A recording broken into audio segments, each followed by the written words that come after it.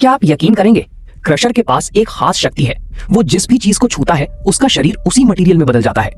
एक दिन मिशन के दौरान कुछ सिपाहियों ने उसका पीछा किया। उसने एक मेटल की चीज पकड़ी और कस के पकड़ ली। धीरे धीरे उसका हाथ लोहे में बदल गया। उसने तुरंत हमला कर दिया, लेकिन एक स्नाइपर ने स्पेशल इलेक्ट्रिक बुलेट चलाई। वो उसे लग गई और वो तुरंत बेहोश हो गया।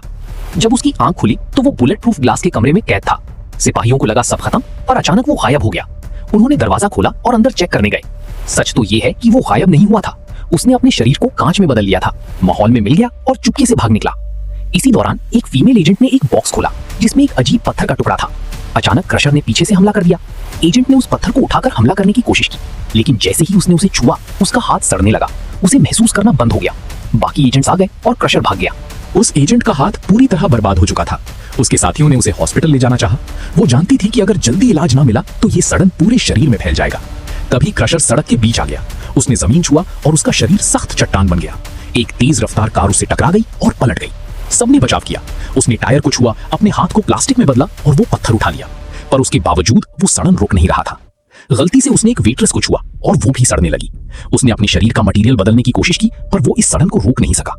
अगली सुबह क्रशर वो चीज डिलीवर करने गया।